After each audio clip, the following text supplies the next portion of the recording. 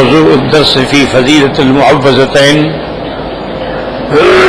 سورة الفلق تفسير ابن كثير. الحمد لله رب العالمين والصلاة والسلام على أشرف الأنبياء وسيد المرسلين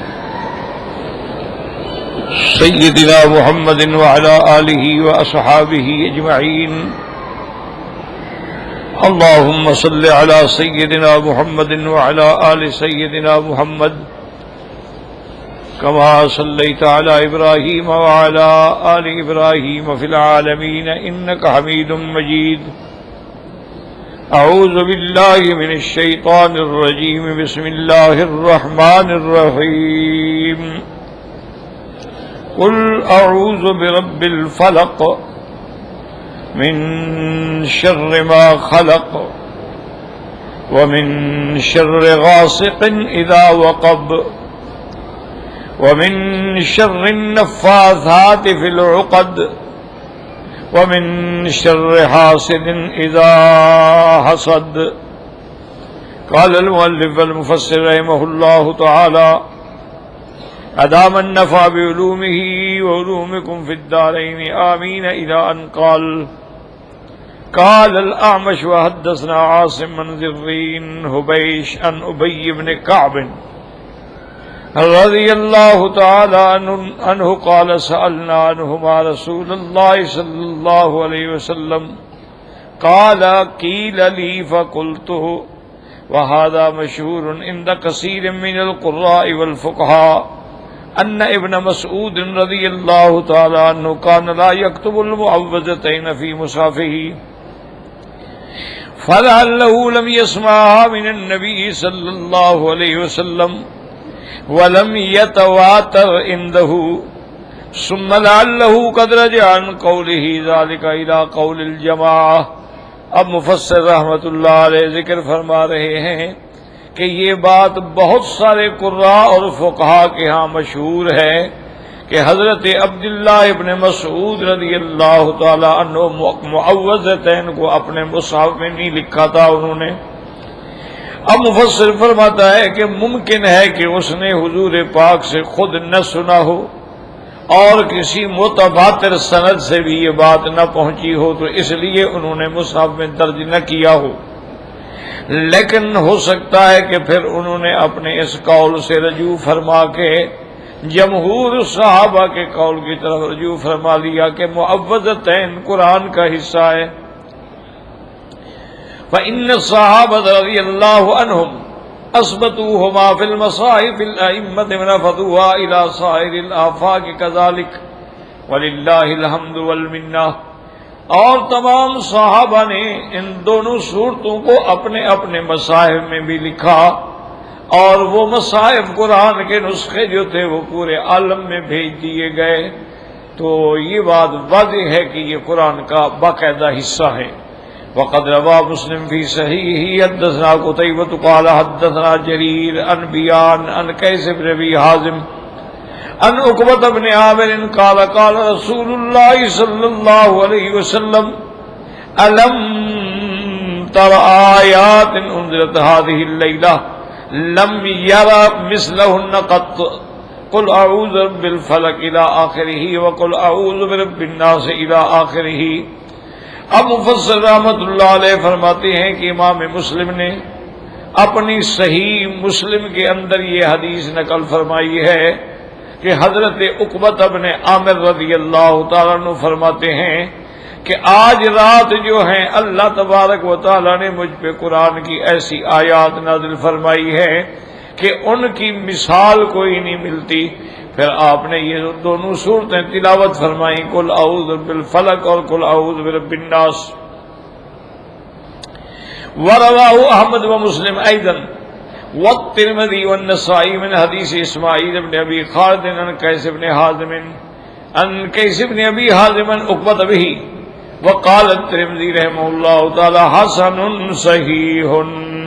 طریق اخرى قال الامام احمد حدثنا ولید بن مسلم قال حدثنا ابن جابر عن القاسم ابی عبد الرحمن عقبة بن عامر رضی اللہ تعالی عنہ قال بینا انا اقود برسول اللہ صلی اللہ علیہ وسلم فی نقب من تلک النقاب اذ قال لی یا عقبۃ الا ترکب قال فاشفقت ان تكون معصیۃ قال فنزل رسول اللہ صلی اللہ علیہ وسلم وركبت ہنیۃ ثم ركب ثم قال یا عقبہ لا اعلمک سورتین من خیر سورتین قرأ بہما الناس قلت بلا یا رسول اللہ فأقرأنی قل اعوذ برب الفلق وقل اعوذ برب الناس ثم اقیمت الصلاة فتقدم رسول اللہ صلی اللہ علیہ وسلم فقرأ بہما ثم مر بی فقال کیف رأیت یا اقرأ بہما کلما نمت وکلما قمت رواه النسائی من حدیث الولید بن مسلم عبد اللہ بن مبارک کلاہما عن ابن جابر به ورواه ابو داود والنسائی ایضا من حدیث ابن وهب عن میمون بن صالح عن العلاء بن الحارث عن القاسم بن عبد الرحمن عن عقبۃ به. اس حدیث میں امام احمد رحمۃ اللہ علیہ نے اس سند کے ساتھ حق حضرت عقبۃ بن عامر سے یہ روایت نقل فرمائی ہے. وہ فرماتی ہیں کہ میں حضور صلی اللہ علیہ وسلم کی اونٹنی کے آگے چل رہا تھا تو حضور پاک صلی اللہ علیہ وسلم ہم گھاٹیوں میں سے گزر رہے تھے اور اس کے بعد انہوں نے مجھے فرمایا کہ یا عقبہ، آپ نے فرمایا عقبہ ایسا کرو کہ میں اتر جاتا ہوں، اب تم بھی سواری کرو. یعنی یہ شفقت اور عدالت تھی میرے مدنی محمد مصطفیٰ کی صلی اللہ علیہ وسلم کہ اگر میں سوار ہوا ہوں تو میرے صحابہ جو ہیں وہ بھی سوار ہوں اور میں پیدل چلوں. تو حضرت عقبہ فرماتی ہیں کہ میں نے مجبور ہو کے حضور کا فرمان جو ہے وہ پورا کر لیا. میں نے کہا یا رسول اللہ صلی اللہ علیہ وسلم ٹھیک ہے میں سوار ہوتا ہوں. پھر میں تھوڑی دیر کے لیے سوار ہوا. میں نے کہا آپ کے حکم کی تعمیل ہو گئی لیکن میں آپ کی موجودگی میں سوار نہیں ہو سکتا.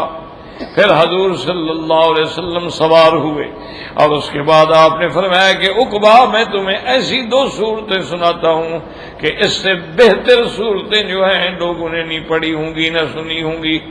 قلت بلا یا رسول اللہ، میں نے کہا بالکل حضور مجھے سکھلائیں وہ صورتیں کون سی ہیں.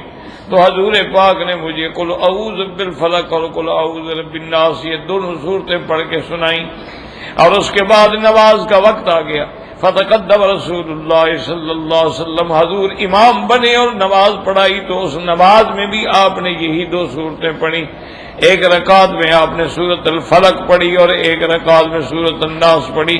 تو بات مؤکد ہو گئی کہ یہ اللہ کا قرآن ہے کہ جس کو خود نبی پاک نے نماز میں بھی پڑھا ہے. طریق اخرى قال احمد حدثنا ابو عبد الرحمن قال حدثنا سعید بن ابی ایوب قال حدثني یزید بن عبد العزیز الرحینی وابو مرحوم یزید بن محمد القرشی ان علی بن ربان بن عامر قال امرنی رسول اللہ صلی اللہ علیہ وسلم ان اقرأ بالمعوذات فی دبر کل صلاۃ. اس روایت میں بھی حضرت عقبہ بن عامر رضی اللہ تعالیٰ عنہ فرماتی ہیں کہ میرے آقا نے رحمت دو عالم صلی اللہ علیہ وسلم نے مجھے حکم دیا تھا کہ ہر نماز کے بعد میں یہ صورتیں پڑھا کروں، کہ ہر نماز کے بعد پڑھ کے دم کر کے بدن پہ پھیر دیں. رواه ابو داود والترمذی والنسائی من طرق عن علی بن ابی رباح وقال الترمذی رحمہ اللہ تعالی غریب. طریق اخرى قال احمد حدثنا محمد بن اسحاق قال حدثنا ابن لهيعة عن مشرح بن عاهان عن عقبة بن عامر رضي الله تعالى عنه قال قال لي رسول الله صلى الله عليه وسلم اقرأ بالمعوذتين فإنك لن تقرأ بمثلهما. اس حدیث میں بھی حضور فرماتے ہیں کہ یہ دو صورتیں پڑھا کرو، اس جیسی صورتیں تعوذ کے لیے اور کوئی نازل نہیں ہوئی ہے. تفرد بھی احمد، اس کو امام احمد رحمۃ اللہ علیہ نے صرف روایت فرمایا ہے. طریق اخرى قال احمد حدثنا حیوة بن شریح قال حدثنا بقیہ قال حدثنا بجیر بن سعد خالد بن معدان جبیر بن نفیل بن عقبة بن عامر رضی اللہ تعالی عنہ انه قال ان رسول اللہ صلی اللہ علیہ وسلم اہدیت له بغلة شعباء فركبها فأخذ عقبة يقودها له وقال رسول الله صلى الله عليه وسلم اقرأ قل أعوذ بالفلق فعادها له حتى قرأ فعرف أني لم أفرح بها جدا فقال لعلك تهاونت بها فما كنت تصلي بشيء مثلها. اب اس روایت میں یہ آتا ہے کہ حضور پاک صلی اللہ علیہ وسلم کو بغلہ شعبہ ایک خچر بھیجا گیا، بہت تر و تازہ جوان.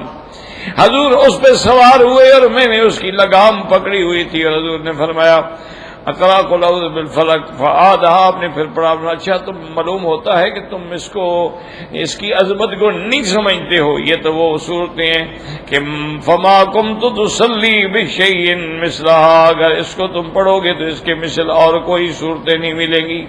ورواه النسائی ابن عثمان بقیۃ به ورواه النسائی ايضا من حدیث ثوری معاویہ بن صالح عبد الرحمن بن نفیل عن ابیہ عن عقبۃ بن عامر انه سأل رسول الله صلى الله عليه وسلم عن المعوذتين فذكر نحوه. طريق أخرى قال النسائي أخبرنا محمد بن عبد الأعلى قال حدثنا معتمر سمعت النعمان زياد بن عقبة بن عامر رضي الله تعالى عنه أن رسول الله قال إن الناس لم يتعوذوا بمثل هذين. آپ نے فرمایا یہ جو معوذتین دو صورتیں ہیں، اس سے زیادہ اور کوئی چیز تعوذ کے لیے نہیں ہے. قل اعوذ برب الفلق اور قل اعوذ برب الناس. طریق اخرى قال النسائی اخبرنا قتيبة قال حدثنا ليس عن ابي عجلان سعيد المقبري عن عقبة بن عامر قال كنت امشي مع رسول الله صلى الله عليه وسلم قال يا عقبة قلت ماذا اقول فسكت عني ثم قال قلت ماذا اقول يا رسول الله صلى الله عليه وسلم قال قل اعوذ بالفلق فقرأت حتى اتيت على اخرها ثم قال قل فقلت ماذا اقول يا رسول الله صلی اللہ علیہ وسلم قال قل اعوذ برب الناس فقرأت ثم اتيت الى اخرها ثم قال رسول الله ما سأل سائل بمثلها ولا استعاذ مستعیذ بمثلها. اس حدیث مبارک میں بھی آتا ہے کہ حضرت عقبۃ بن عامر رضی اللہ تعالیٰ عنہ فرماتی ہیں کہ میں حضور کے ساتھ چل رہا تھا اور حضور پاک نے فرمایا کہو. میں نے کہا رسول اللہ کیا کہوں؟ پھر تھوڑی دیر حضور چپ رہے، پھر فرمایا قل کہو، پڑھو. فقلت ماذا اقول یا رسول اللہ صلی اللہ علیہ وسلم، میں کیا پڑھوں؟ پھر آپ نے فرمایا قل اعوذ بالفلق، یہ سورت پڑھو. فرماتے ہیں فقرأتها، میں نے سورت تلاوت کی حتی اتیت الی آخرها، میں نے پوری سورت ختم کی. پھر حضور نے فرمایا قل، اچھا پھر کہو. قلت ماذا اقول یا رسول اللہ قال قل اعوذ برب الناس. پھر میں نے یہ سورت پڑھی حتیٰ کہ میں اس کے آخر تک میں نے پوری سورت ختم کی. ثم قال رسول اللہ صلی اللہ علیہ وسلم، آپ نے فرمایا اس جیسی صورتیں جو ہیں اللہ سے مانگنے کے لیے اس کا کوئی مثال نہیں ہے، اور جو آدمی اس سے تعوذ پکڑے گا تو اس جیسا تعوذ اور کوئی مثال نہیں ملتی. کہ معوذتین جو ہیں یہ سب سے اعظم چیز ہے تعوذ کے لیے، پناہ کے لیے، کہ آدمی ہر شیطان کے شر سے محفوظ ہو جاتا ہے. یہ اللہ کی بہت بڑے انعام ہے اور بہت بڑی نعمت عظیمہ ہے کہ حضور پاک صلی اللہ علیہ وسلم خود بھی یہ صورتیں پڑھ کے اپنے بدن پہ دم فرماتے، اور حضور صلی اللہ علیہ وسلم رات کو سوتے وقت بھی یہ صورتیں پڑھ کے دم فرماتے تھے. اور اللہ کے قرآن میں یاد رکھیں کہ بہت بڑی حکمتیں ہیں. شرط یہ ہے کہ ہمارا یقین کامل. اب مشکل یہی ہے کہ ہمارے اندر وہ ایمان اور یقین کی دولت جو ہے نا وہ کمزور ہو گئی. اسی لیے ایک آدمی نے حضرت عبداللہ ابن عمر رضی اللہ تعالی عنہما سے آ کر عرض کیا کہ حضرت کیا بات ہے، حضور کے زمانے میں کوئی بیماری ہوتی، کوئی تکلیف ہوتا، کوئی چوٹ لگتی، کوئی درد ہوتا، سورت فاتحہ پڑھ کے دم کر دیتے تھے، صحابہ بھی ٹھیک ہو جاتے. لیکن اب ہم سورت فاتحہ بھی پڑھتے ہیں تو فائدہ نہیں ہوتا. تو اس نے حضرت عبداللہ ابن عمر سے پوچھا کہ حضرت کیا وجہ ہے کہ ہم بھی تو سورت فاتحہ ہی پڑھتے ہیں لیکن فائدہ نہیں ہوتا؟ تو حضرت عبداللہ ابن عمر نے فرمایا کہ میرے بھائی، اللہ کا قرآن بھی وہی ہے سورت فاتحہ بھی وہی ہے، لیکن میں صحابہ والی زبانیں کہاں سے لے آؤں؟ وہ جو مقدس اور پاک زبانیں تھیں جن کے اندر حرام گیا ہی نہیں تھا، جن کا بدن جو ہے وہ حلال سے پروان چڑھا تھا. تو جب صدق مقال ہوگا اور عقل حلال ہوگا تو پھر اللہ تبارک و تعالی زبان میں وہ اثر پیدا فرما دیتے کہ فوراً آدمی کو اثر ہوتا ہے. لیکن اگر ہمارا رزق بھی حرام ہو، نعوذ باللہ، کھانا بھی حرام، پینا بھی حرام، اور زبان بھی ہر وقت گندی گندی باتوں پر چڑھی ہوئی ہو، پھر اگر ہم پڑھیں گے تو ایک رسمی پڑھائی تو ہوگی لیکن اس کا فائدہ نہیں. یہ وجہ ہے، ورنہ قرآن برحق ہے، قرآن شفا ہے، قرآن موعظہ ہے، قرآن تذکرہ ہے، قرآن ہدایت ہے، اور یہ اتنی عظیم اللہ کا کلام اور کتاب ہے کہ انسان تو انسان ہے نا، جنوں نے بھی سنا تو ایمان لیا، یعنی جنات جیسی سخت قوم، سرکش قوم، لیکن انہوں نے بھی سنا تو فوراً قالوا یا قومنا انا سمعنا کتابا انزل من بعد موسیٰ مصدقا لما بین یدیہ یہدی الی الحق والی طریق مستقیم. اپنی قوم کو فوراً جا کے بتلایا، آج ہم نے ایسی کتاب سنی ہے جو موسیٰ علیہ السلام سے سنی تھی یا پھر حضور پاک سے سنی ہے. یہدی الی الحق، جو حق کا راستہ دکھلاتی ہے، صراط مستقیم کا راستہ دکھلاتی ہے. یا قومنا اجیبوا داعی اللہ، ہماری قوم چلو اللہ کی طرف پکارنے والے کی بات سنو.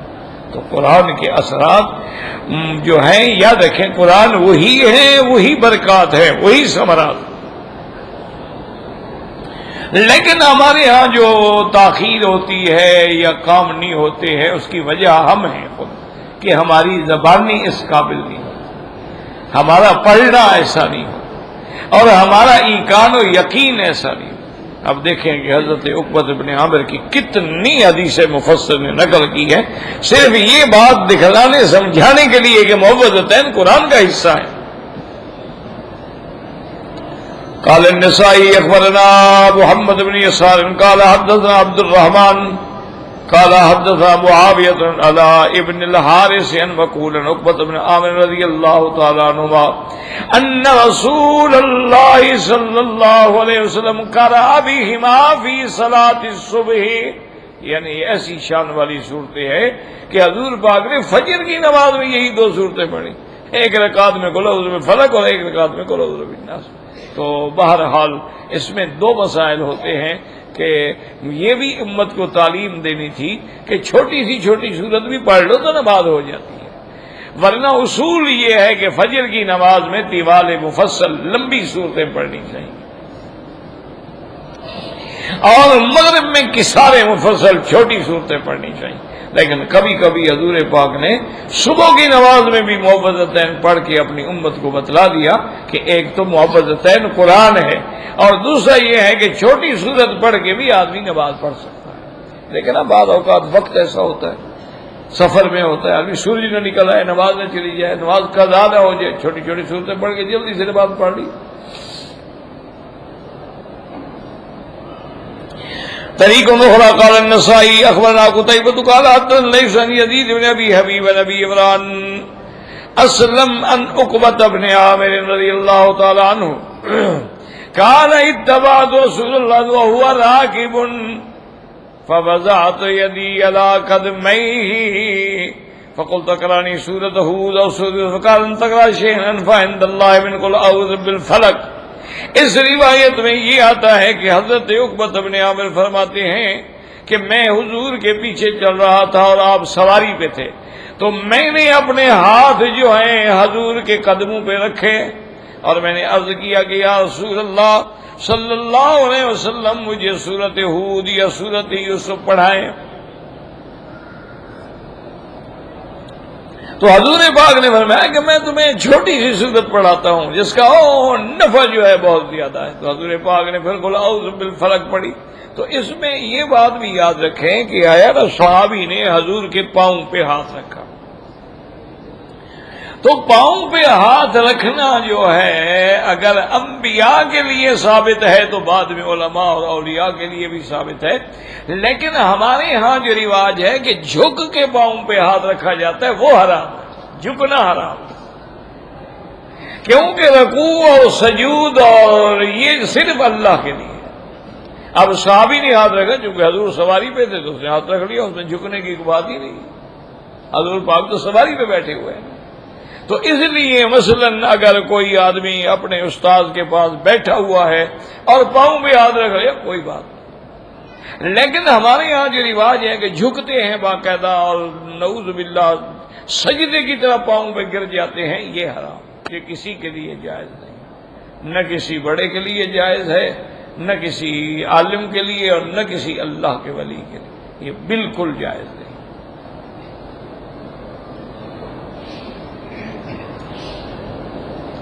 حدیث آخر قال اخبرنا محمود بن خالد قال حدثنا الولید قال حدثنا ابو عمرو الاوزاعی ان یحیی ان ابن ابی کثیر محمد بن ابراہیم الحارث ان ابی عبد اللہ بن عباس الجہنی ان النبی صلی اللہ علیہ وسلم قال له یا ابن عابس الا ادلک او الا اخبرک بافضل ما يتعوذ به المتعوذون قال بلى يا رسول الله صلى الله عليه وسلم قال قل اعوذ بالفلق وقل اعوذ برب الناس هاتان السورتان فهذه طرق عقبة كالمتواتر انه تفيد القطع عند كثير من المحققين في الحديث.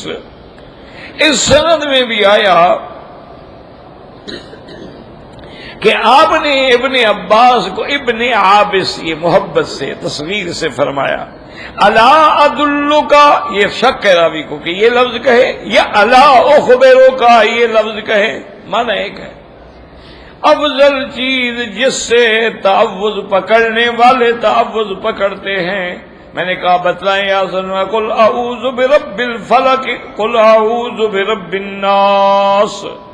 اب مفسر فرماتا ہے کہ یہ حضرت عقبہ سے گویا کہ متواتر ہیں اور اس سے قطعی طور پہ سبھی ثابت ہو گیا کہ یہ قرآن کا حصہ ہے، اللہ تبارک و تعالیٰ کے قرآن کی آیات ہیں.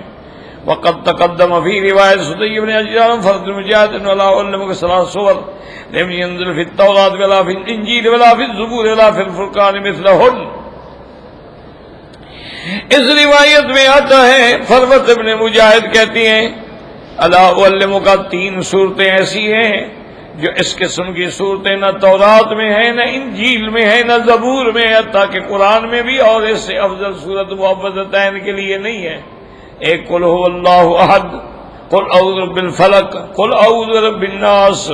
حدیث آخر قال الامام احمد حدثنا اسماعیل قال حدثنا جریری بن العلاء قال قال رجل كنا مع رسول اللہ صلی اللہ علیہ وسلم فی سفر والناس يتعقبون وفي الظهر قلة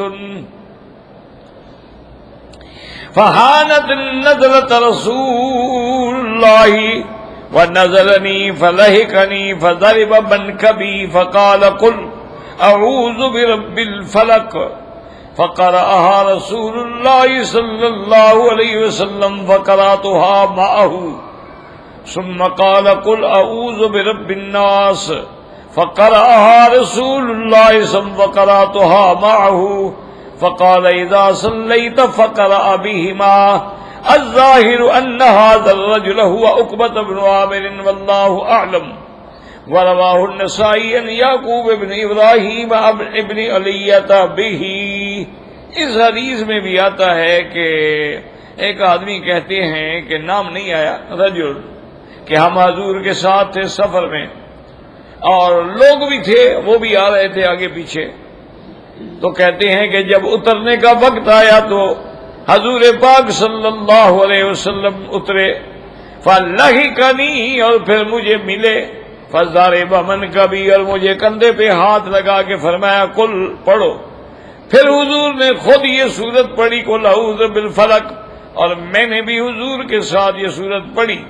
آپ نے فرمایا پڑھو، میں نے پھر پڑھا قل اعوذ برب الناس، حضور پاک نے بھی پڑھا اور میں نے بھی پڑھا. پھر آپ نے فرمایا اذا صلیتا، جب نماز پڑھو تو ان 2 صورتوں کے ساتھ بھی پڑھا کرو. الظاہر ان ھذا الرجل اب مفسر فرماتی ہیں کہ جہاں آیا نا رجل نام نہیں تھا، لیکن معلوم یہی ہوتا ہے کہ اس رجل سے مراد بھی عقبۃ بن عامر ہیں، چونکہ ساری روایتیں جو ہیں وہ عقبۃ بن عامر کی ہیں رضی اللہ تعالیٰ عنہ۔ حدیث آخر قال النسائی اخبرنا محمد بن مسنى قال حدثنا محمد بن جعفر ان عبد الله بن سعيد قال حدثني يزيد بن رومان بن عامر عبد الله الاسلمي هو ابن انيس ان رسول الله صلى الله عليه وسلم وضع يده على صدره ثم قال قل فلم ادري ما اقول ثم قال لي قل قلت هو الله احد ثم قال لي قل قلت اعوذ برب الفلق من شر ما خلق حتى فرغتها منها ثم قال لي قل قلت اعوذ برب الناس حتى فرغتها منها فقال رسول الله هكذا فتعوذ وما تعوذ المتعوذون بمثلهن قط۔ اس حدیث پاک میں آتا ہے عبداللہ الاسلمی کہتی ہیں کہ حضور پاک نے وضع یدہ علی صدرہ، اپنا ہاتھ اس کے سینے پہ رکھا، ثم قال قل، کہو، میں نے کہا کیا کہو؟ پھر حضور پاک نے فرمایا کہو، تو پھر میں نے قل هو اللہ احد پڑھی، پھر حضور نے فرمایا کہ کہو، پڑھو، پھر میں نے قل اعوذ برب الفلق پڑھی، پھر حضور پاک صلی اللہ علیہ وسلم نے فرمایا کہ پڑھو، پھر میں نے قل اعوذ برب الناس پڑھی۔ تینوں صورتیں پڑھ کے جب میں نے ختم کی تو حضور پاک نے فرمایا اسی طرح پڑھ کے تعوذ، اللہ سے پناہ پکڑا کرو شر شیطان سے، اور اس سے بہتر پناہ پکڑنے کے لیے اور کوئی بات نہیں۔ یہ ایسی جامع صورتیں ہیں کہ جادو ہے، سحر ہے، پریشانیاں ہیں، بس ان صورتوں کو اپنا حرز جان بنا لیں، اپنے بچوں کو بھی، گھر والوں کو بھی، ہر نماز کے بعد بھی 3 دفعہ پڑھ کے دم کر کے سارے بدن پہ پھیریں۔ بچے چھوٹے ہیں تو خود پڑھ کے ان کو دم کر کے پھیر دیا تو انشاءاللہ سارے شیطانی وساوس اور شیطانی حملے جو ہیں وہ بالکل ختم ہو جاتے ہیں۔ ان کی بہت بہت بڑی عظمت ہے۔ حدیث آخر قال النسائی اخبرنا عمرو بن علی ابو حفص قال حدثنا بدل قال حدثنا شداد بن سعید ابو طلحة عن سعید الجریری قال حدثنا ابو نضرة عن جابر بن عبد الله رضی اللہ تعالی عنہ قال قال لي رسول الله صلى الله عليه وسلم اقرأ يا جابر قلت وما اقرأ بأبي انت وأمي۔ حضور نے فرمایا جابر پڑھو، میں نے کہا حضور میرے ماں باپ آپ پہ قربان ہوں، میں کیا پڑھوں؟ قال اقرأ قل اعوذ برب الفلق، یہ سورت پڑھو۔ میں نے پڑھی، فرمایا قل اعوذ برب الناس، فقرأتهما، میں نے پڑھا دونوں صورتیں، فقال اقرأ بهما ولن تقرأ بمثلهما، تعوذ کے لیے یہ دونوں صورتیں پڑھا کرو، اس سے بہتر تعوذ کے لیے کوئی چیز نہیں ہے۔ وتقدم حديث عائشة أن رسول الله صلى الله عليه وسلم كان يقرأ بهن وينفث في كفيه ويمسح بهما رأسه ووجهه وما أقبل من جسده۔ اور بی بی عائشہ فرماتی ہیں کہ حضور پڑھتے تھے اور دونوں ہاتھوں میں دم کر کے پھر سر سے شروع کر کے اپنے سارے بدن پر یہ ہاتھ مبارک جو تھا وہ پھیر دیتے تھے۔ بأن عائشة أن رسول الله صلى الله عليه وسلم كان إذا اشتكى يقرأ على نفسه بالمعوذتين وينفس، آپ کو کوئی بھی تکلیف ہوتی تو آپ یہ صورتیں پڑھ کے دم کرتے۔ فلما اشتد وجعه كنت أقرأ عليه بالمعوذات وأمسح بيده عليه رجاء بركتها۔ اب بی فرماتی ہیں کہ جب مرض الوفات میں حضور کو تکلیف زیادہ ہو گئی تو پھر میں پڑھ کے حضور کے ہاتھوں پہ دم کر دیتی تھی اور حضور کا ہاتھ پکڑ کے پھیر دیتی تھی، کیونکہ جو حضور کے ہاتھ میں برکت ہے وہ عائشہ کے ہاتھ میں تو نہیں ہو سکتی ہے۔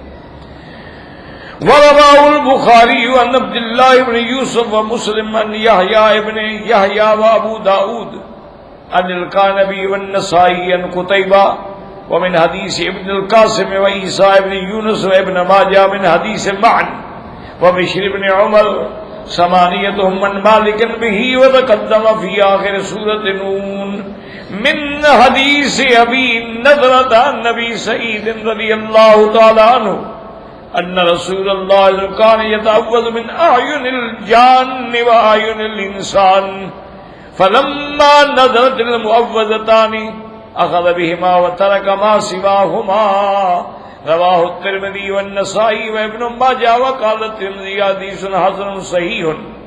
اس حدیث مبارک میں بھی آتا ہے کہ حضور صلی اللہ علیہ وسلم حضرت ابی سعید سے روایت ہے کہ آپ اور کو مختلف کلمات پڑھ کے شیاطین جن و انس سے تعوذ کے لیے پڑھتے تھے، لیکن اللہ نے جب یہ صورتیں نازل کر دی تو اس نے حضور نے باقی پھر سارے تعوذات چھوڑ دیے، پھر انہی صورتوں کو پڑھ کے تعوذ کے لیے شیاطین جن اور انس کے اثر۔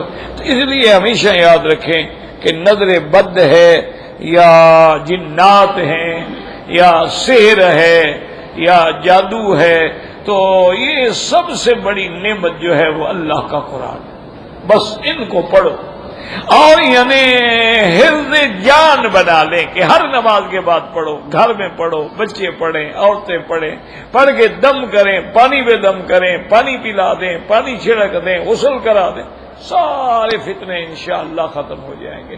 اس سے بڑی کوئی نعمت نہیں ہے اللہ کا قرآن ہو اور اللہ نے اپنے حضور نبی پاک کو خود سکھلایا ہو کہ آپ سحر سے یہ پڑھیں۔ صحابہ کہتے ہیں جب حضور پڑھتے گئے نا تو وہ گرہ کھولتے گئے تو ایسے معلوم ہوا تھا کہ جیسے جادو ختم ہو گیا۔ سری عن رسول اللہ، حضور صلی اللہ علیہ وسلم کا چہرہ مبارک جو تھا وہ کھل اٹھا۔ واللہ تعالی عالم۔ اللہ اکبر، اللہ اکبر۔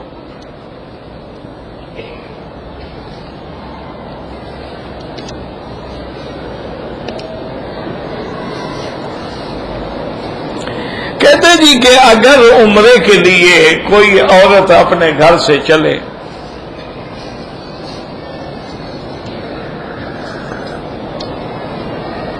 میقات پہ ابھی نہیں پہنچی، راستے میں اس کو حیض آ گیا، تو میرا بھائی مسئلہ سمجھ لیں، عورت حیض کی حالت میں نماز نہیں پڑھے گی، غسل کر کے لبیک پڑھے گی، نیت کرے گی، لبیک اللہم لبیک پڑھتی ہوئی مکے آ جائے گی اور اپنے مقام پہ جگہ پہ ٹھہرے گی۔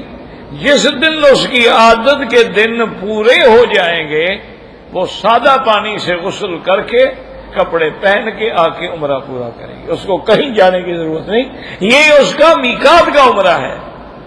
اگر نیت کر کے نہیں آئے گی دم دینی پڑے گی، کیونکہ اس کو نیت کرنے کی اجازت ہے، صرف وہ نماز نہیں پڑھ سکتی اور طواف نہیں کر سکتی۔ اب جتنے دن اس کی عادت ہے، 5 دن ہے، 3 دن ہے، 7 دن ہے، جب وہ پورے ہو جائیں تسلی ہو جائے کہ خون بند ہو گیا، اب وہ باقاعدہ غسل کرے، اور غسل میں احتیاط یہی ہوتی ہے چونکہ وہ احرام میں ہے نا کہ اس میں خوشبو والا صابن استعمال نہ کرے، شیمپو استعمال نہ کرے، اور سادے پانی سے غسل کرے، اور کنگھی میں بھی احتیاط کرے کہ بلا وجہ بال نہ گریں، اور اس کے بعد آ کے اپنا طواف کرے، صفا مروہ دوڑے، تب وہ اس کا عمرہ مکمل ہو گیا الحمدللہ، اس کے عمرے میں کوئی نقص نہیں۔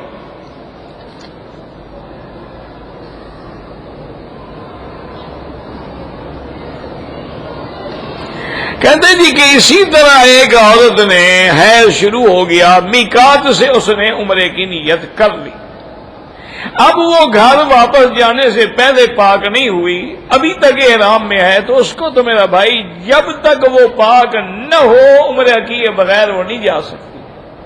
سیٹ آگے کرا لو، کیا مشکل کیا ہے، یعنی اس کو ہر حال میں عمرہ کرنا ہے۔ اور بعض علماء نے تو اتنا بھی اجازت دی ہے کہ کوئی ایسی مجبوری ہے کہ سیٹ آگے نہیں ہو سکتی، یا اس کا محرم جا رہا ہے، پھر کس کے ساتھ وہ جائے گی؟ وہ کہتے ہیں پھر اسی حالت میں غسل کر کے تو بدن کو اچھی طرح پیڈ ویڈ لگا کے باندھ کے وہ عمرہ کر لے، اور ایک بکری دم ادا کرے کہ اس نے ناپاکی کی حالت میں طواف کیا ہے، تاکہ اس کا عمرہ تو ہو نا، عمرے سے تو نکلے نا بیچاری، ورنہ وہ تو احرام میں رہے گی ساری زندگی جب تک یہ نہیں کرے گی۔ اور بعض علماء فرماتے ہیں کہ اگر حل نہیں ہے تو پھر وہ بال بھی کٹوائے، دم بھی دے دے، اور یہ دم احسان اس کی طرف سے ادا ہو جائے گی، لیکن عمرہ نہیں ہوگا، پھر عمرے سے معروم رہ جائے گی۔ تو بہتر یہی ہے کہ اپنے آپ کو مشکل میں نہ ڈالو، 2-4 دن اور آگے بڑھا لو تاکہ وہ پاک بھی ہو جائے، تسلی سے عمرہ بھی کر لے اور اس کے بعد چلی جائے۔ وہ زیادہ بہتر ہے کہ 400 ریال کی بکری بھرو، اس سے بہتر نہیں کہ 100-200 ریال دے کے سیٹ آگے کرا لو۔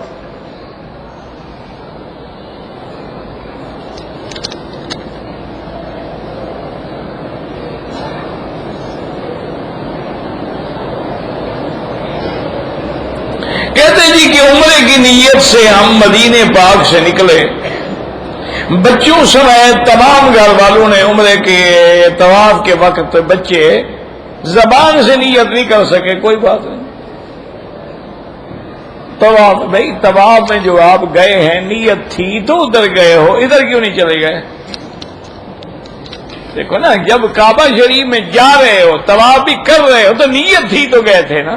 ضروری تو نہیں کہ زبان سے کہے کہ 7 چکر اور پوری طواف 7 اشواط للہ تعالی، یہ تو کوئی ضروری نہیں۔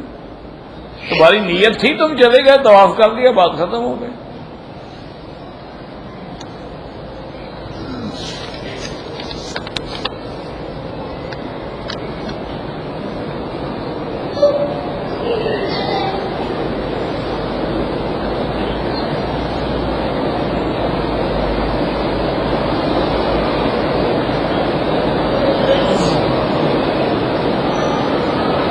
کہتے جی کہ ہماری بلڈنگ میں انڈیا میں دوسری منزل پر ایک لڑکی نے اپنے آپ کو پھانسی دی، خودکشی کی، مر گئی۔ ابھی وہ جو دوسری منزل کے کرایہ دار ہیں وہ کہتے ہیں کہ جی ہمیں ڈر ہو رہا ہے، ہمارے بچے رات کو ڈرتے ہیں، تو اس کا کیا علاج ہے؟ ڈر ہو رہا ہے تو وہ خودکشی کر کے مر گئی، تمہیں کس بات کا ڈر ہو رہا ہے بھائی؟ ان کا علاج بھی یہی ہے کہ قل اعوذ بالفلق اور قل اعوذ بالناس، یہ صورتیں پڑھو، ڈر نکل جائے گا، خوف ختم ہو جائے گا۔ سورۃ البقرہ پڑھیں، آیت الکرسی پڑھیں، معوذتین پڑھیں، سارے گھر والے پڑھیں، نیچے والی منزل والے بھی پڑھیں، اوپر والے بھی پڑھیں، 2-4 دنوں کے بعد ڈر ختم ہو جائے گا۔ لیکن نا یہ ایک حادثہ جب ہوتا ہے تو چند دن تک تو اس کے اثرات رہتے ہیں نا، کہ ایک نوجوان لڑکی اپنے آپ کو خود پھندا لگا کے مر جائے تو آدمی کو تو ویسے بھی چھوٹا کیا بڑے کو بھی خوف آتا ہے، یاد آتا ہے کیا ہو گیا، اتنا بڑا حادثہ ہو گیا۔ ارے کوئی بات نہیں، ڈرنے کی کوئی ضرورت نہیں، یہی صورتیں پڑھو جو ابھی یہ 3 دن سے سبق سن رہے ہو، تو اس کا کوئی فائدہ بھی تو اٹھاؤ نا۔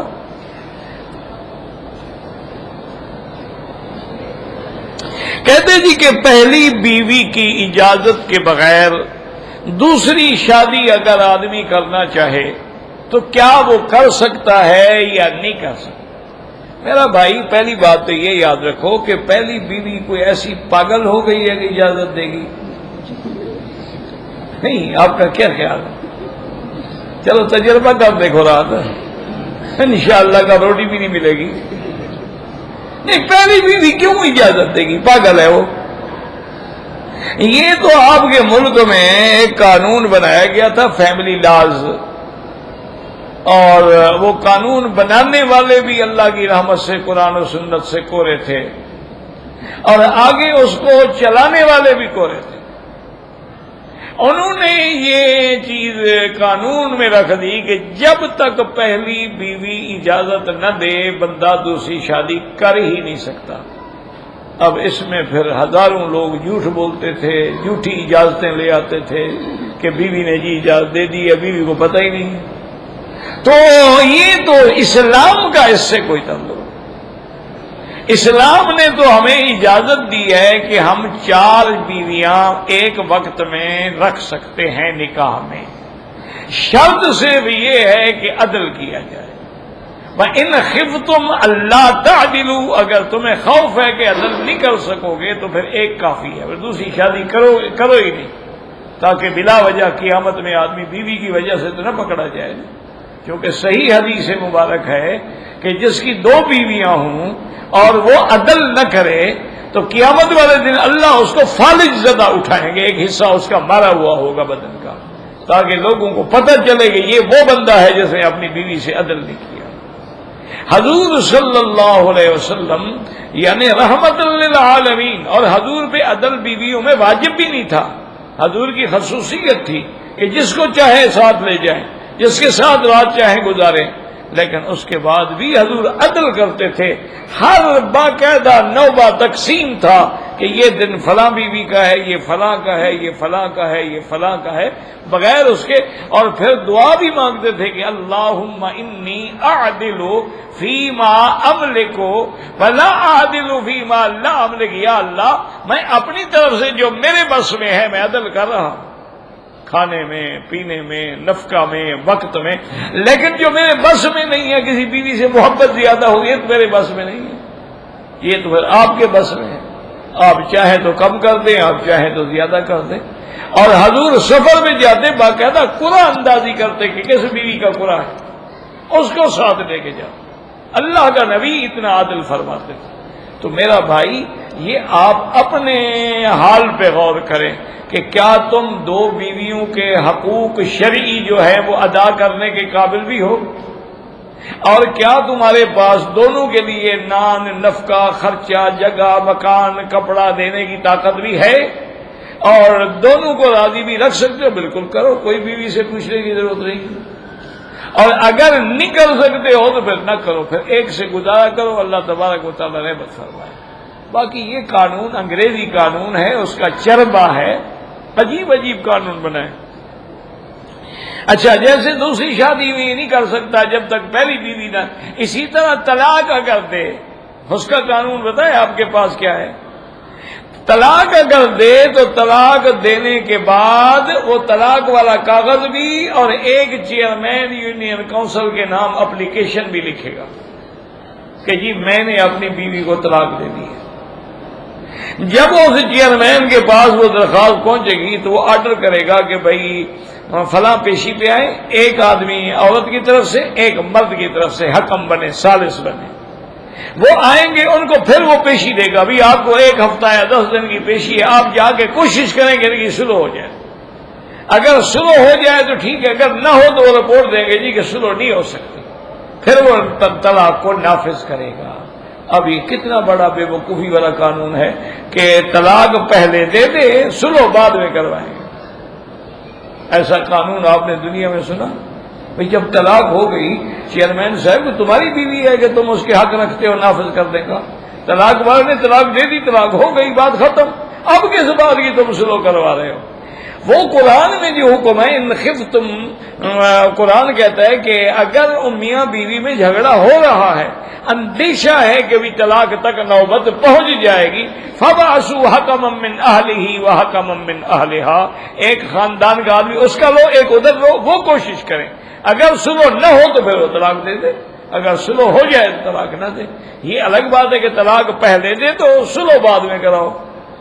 یہ تو وہی بات ہے کہ ایک آدمی تھا، وہ بھنگ کا نشہ کرتا تھا، اللہ معاف کرے، تو بھنگی لوگ جو ہے نا ان کو پیشاب بڑا آتا ہے، وہ پیشاب کرنے کے لیے جاتا بیچارہ ہے کہ لوٹا ہاتھ میں پکڑ لیتا استنجے کے لیے، لوٹے میں سوراخ تھا، جب وہاں جا کے بیٹھتا پیشاب ختم ہوتا، دیکھے لوٹے میں پانی نہیں ہے، وہ پھر لوٹا بھر کے لے آتا بیچارہ، پھر بیٹھتا، پھر پانی ختم، آخر تیسرے دفعہ اس نے کہا کہ اچھا، لوٹے سے کہنے لگا ٹھیک ہے، تم نے مجھے بڑا تنگ کر دیا ہے، اب میں استنجا پہلے کرتا ہوں، پیشاب بعد میں کرتا رہوں۔ یہ تمہارا قانون بھی وہی ہے کہ طلاق پہلے سلو بعد میں کرتے رہیں گے۔ عقل کی بات، جب طلاق ہو گئی خدا کے بندے، طلاق تو ایسی چیز ہے کہ کہنے سے ہو جاتی ہے، مذاق مذاق میں کہنے سے بھی ہو جاتی ہے۔ طلاق بڑی خطرناک چیز ہے، کبھی زبان پہ یہ لفظ نہ لایا کریں۔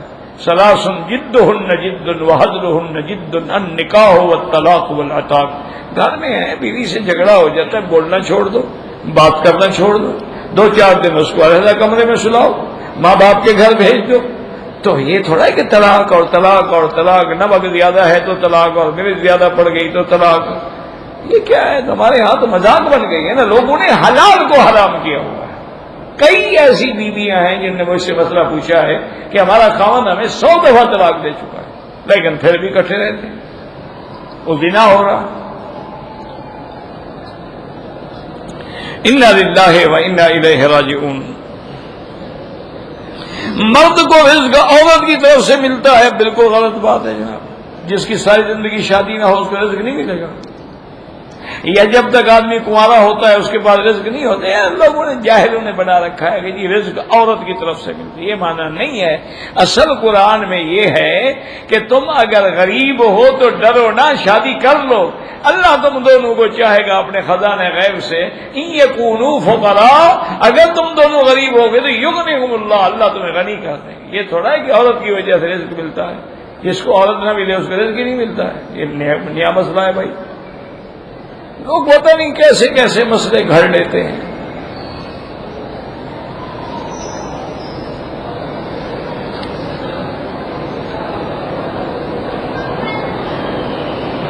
میرے پاس 2 ٹرک ہیں، کسی کے نام بھی ہوں، تمہارے ہی ہیں نا، اس کی جو کمائی ہے زکات دو گے باقاعدہ.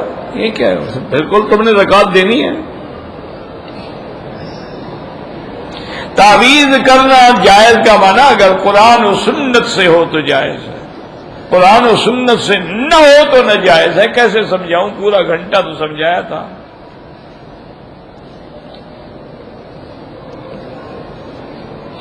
ایک آدمی نے عمرہ کیا لیکن جدے جا کر بال کٹوائے، دوسرے دن دوبارہ عمرہ کیا، پھر مکے میں بال کٹوائے.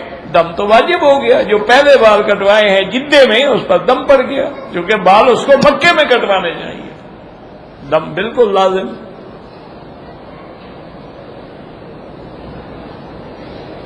جو گوشت ہم کھاتے ہیں اس پر حلال لکھا ہوا ہوتا ہے، تمہیں اعتبار ہے تو کھاتے رہو. ہمیں تو کافروں کے لکھے پہ اعتبار نہیں ہے. اگر کافروں کے ملک سے آتا ہے ان کو تو حلال حرام کا پتہ ہی نہیں ہے، تو وہ کیا حلال لکھیں گے؟ کئی دفعہ مچھلی پر بھی لکھ دیتے ہیں ذبیحہ حلال، کہ حلال طریقے سے اس کو ذبح کیا گیا. اور بدبختوں مچھلی کا تو ذبح کیا ہی نہیں جاتا ہے.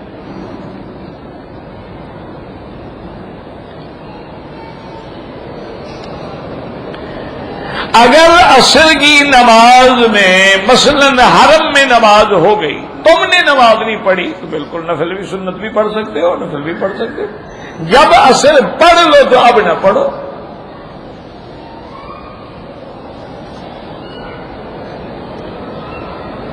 میرے والد صاحب 51 سال ہو گئے لاپتہ ہیں. بالکل عمرہ کرو، ان کے لیے دعا کرو. اللہ عالم لازمی بات، اتنی لمبی مدت تو فوت ہو گیا بیچارے، اللہ مغفرت فرمائے.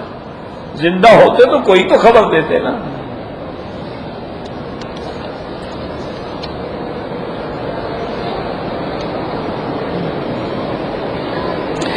میں نے پاکستان سے ویل چیئر لایا تھا. ہوٹل میں ایک آدمی نے مانگی، میں نے اس کو دے دی. واپسی پہ اس نے تبدیل کر کے مجھے دے دی ہے. بس جو ہے پھر اس کو قبول کرو، اور کیا حل ہے. یہ نہ ہو کہ حرم کی اٹھا کے آپ کو دے دی ہو. اگر وہ وقف حرم ہے وہ پھر ناجائز ہے، آپ نہیں لے سکتے.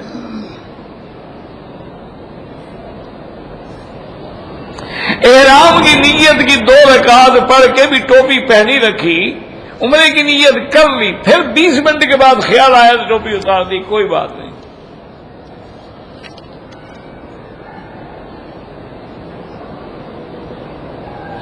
کہتے جی کہ ہمارے انڈیا میں یہ رواج ہے کہ ہندو بھی اپنے چھوٹے چھوٹے بچوں کو لے آتے ہیں، مسجد کے باہر کھڑے ہو جاتے ہیں کہ بھئی ان کو پھونک مار دو، تو مار دیا کرو. بتائے اللہ پاک اسی وجہ سے ان کو اسلام نصیب کر دے. یہ کیا ہے؟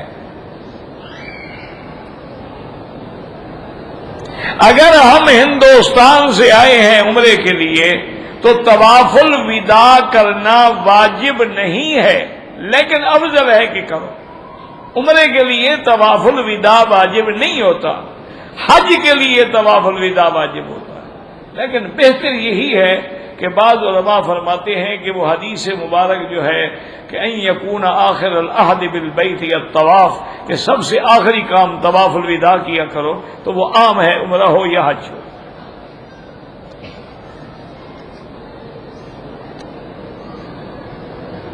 کہتے جی کہ میں اکثر عمرے پہ آتا ہوں، لوگ کہتے ہیں جی یہ رقم غریبوں کو دے دیا کرو.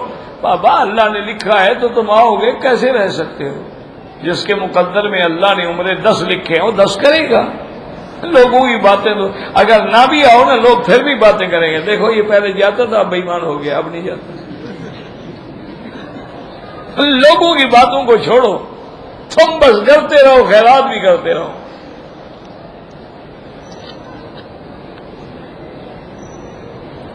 اگر کوئی شخص مغرب کی نماز میں سورت عما یتساءلون پڑھے کوئی حرج نہیں، کوئی منع نہیں، افضل یہ ہوتا ہے کہ چھوٹی صورتیں پڑھی جائیں۔ انسان غم میں ہو تو کیا کرے؟ اللہ سے دعا مانگے، امن یجیب المضطر اذا دعاہ ویکشف السوء، کہ جب آدمی پریشان ہو تو اسی وقت تو دعا قبول ہوتی ہے، وہی تو وقت ہے مانگنے کا، مانگو اللہ سے۔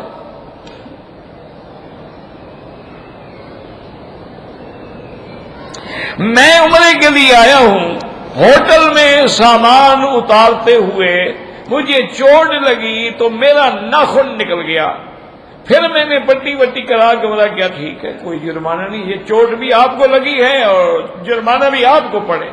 لوگوں نے، میں جاہلوں نے مسئلہ بنایا ہوا، خون نکل گیا، جی خون نکل گیا تو اس کو الٹا شفقت کرو، نہ کہ ایک اور بکری اس کے اوپر ڈال دو۔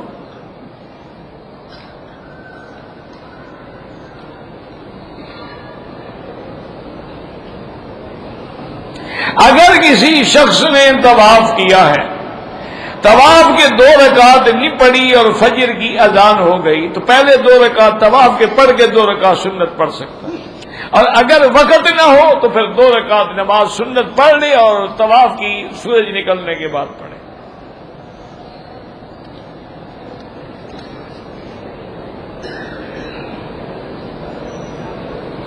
کہتے ہیں جی کہ جو علماء ایک مشت داڑھی کے قائل ہیں ان کی دلیل کیا ہے؟ ان کی دلیل حضور کی داڑھی مبارک سینے تک تھی، تو انہوں نے اندازہ کیا ہے کہ ایک مشت سے داڑھی جو ہے یہاں تک آ جاتی۔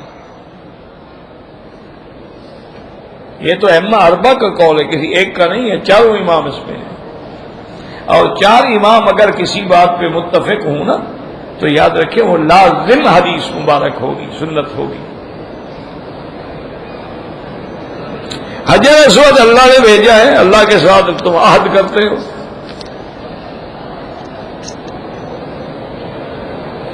پانی میں پھونک نہیں مارنی چاہیے، اخلاق کے خلاف ہے، چھینک بھی نہیں مارنی چاہیے۔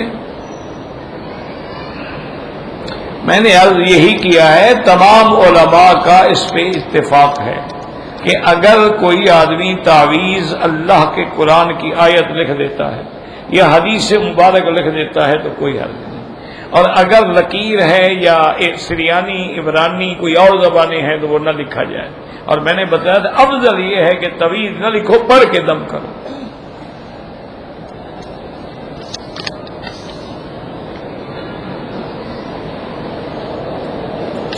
میں نے عمرہ کیا، طواف کر لیا، صفا میں بچے کو بیت الخلا لے گئے اور میں نے صابن سے ہاتھ دھو لیا، کوئی بات نہیں، 1-2 ریال خیرات کر دو۔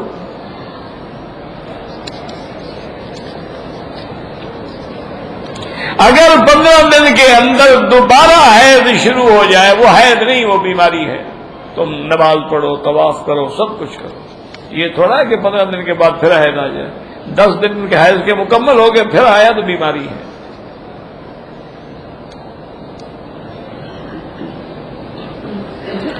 بھائی سب سے زیادہ جو ہے نا حیض کی مدت وہ 10 دن ہے، سمجھو، کم سے کم 3 دن ہے، زیادہ سے زیادہ 10 دن ہے۔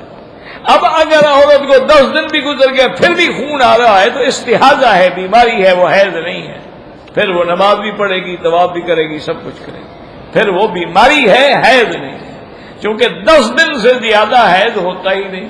واللہ اعلم۔ حجر اسود جنت سے آیا تھا جی، حضرت آدم کے ساتھ اترا تھا، اس وقت آدم علیہ السلام کے پاس نہ ڈائری تھی کہ لکھ لیتے تھے، میں آپ کو ڈیٹ بتا دیتا۔ اتنا آتا ہے کتابوں میں کہ آدم کے ساتھ اتارا کہ اب آدم کب اترا تھا، میں تو تھا نہیں، اور نہ آدم علیہ السلام کے پاس آپ کی کوئی ڈائری تھی کہ وہ لکھ دیتے، یا کوئی انٹرنیٹ ہوتا تو اس پہ ڈال دیتے۔ اللہ عالم، ہزاروں سال گزر گئے، اللہ جانتا ہے، بس یہ ہے کہ جنت سے آیا ہے۔ واللہ عالم۔ ربنا تقبل منا انك انت السميع العليم تب علينا انك انت التواب الرحيم اللهم اجعل لنا وللمسلمين من كل هم فرجا ومن كل ضيق مخرجا ومن كل بلاء عافيا۔ یا اللہ بیماروں کو شفا عطا فرما، یا اللہ بیماروں کو شفا عطا فرما، یا اللہ ہماری ظاہری باطنی روحانی جسمانی بیماریاں پریشانیاں دور فرما، یا اللہ بے حیاؤں کو حیا عطا فرما، بے اولادوں کو اولاد عطا فرما، جن کی اولادیں ہیں ان کو صالح بنا، بے روزگاروں کو روزگار عطا فرما، قرض داروں کے قرض عطا فرما، یا الہ العالمین عالم اسلام کی حفاظت فرما، یا اللہ مسلمان جس ملک میں ہیں ان کی جان مال آبرو عزت کی حفاظت فرما، یا اللہ حرمین الشریفین کو قیامت تک ہر فتنے سے محفوظ فرما، ربنا آتنا فی الدنیا حسنۃ وفی الآخرۃ حسنۃ وقنا عذاب النار، صلی اللہ تعالی علی خیر خلقہ سیدنا محمد وعلی آلہ وصحبہ اجمعین، اللہم صل علی سیدنا محمد وعلی آل سیدنا محمد کما صلیت علی ابراہیم